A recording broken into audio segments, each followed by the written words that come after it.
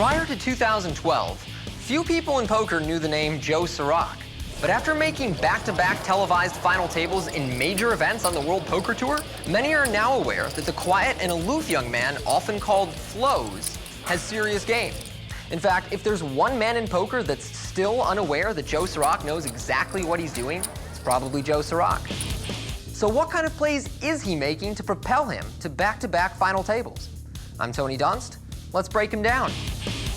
At his first final table this season at Bay 101 in San Jose, Joe was usually grinding a medium-sized stack against players that weren't very good at folding, so he was playing fairly tight. Tonight is a different story, with Joe coming into the final table with a substantial chip lead, and he has repeatedly demonstrated he knows exactly how to use it. First, earlier at this final table, we saw Joe maintain a very active opening range. For instance, Queen 7 offsuit isn't an ideal hand to raise with, but with a major chip lead and a very short-stacked Kyle Bowker still in, Joe knew it was unlikely for anyone to get out of line with him. And although his raise got 2 callers, Joe followed through with a small bet on an ace-rag-rag flop that caused both players to lay down.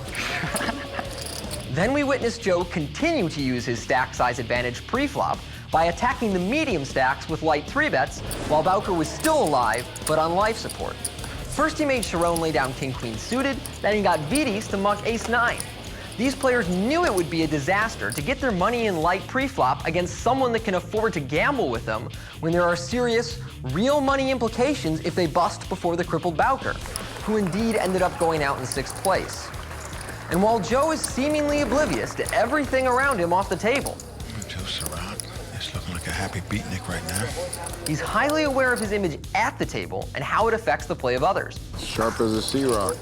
Change the name to Sea Coral. Joe maintained control once four-handed by firing multiple 3-bets against John Dolan, calling correctly on a dry board with only ace-high, and betting most flops when his opponents refused to fold pre. Now as we enter 3-handed action with Joe holding over half the chips in play, we can only expect him to keep going along the same path.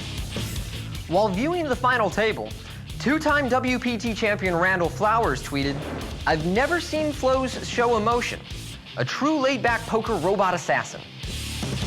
Yeah, couldn't have said it better myself.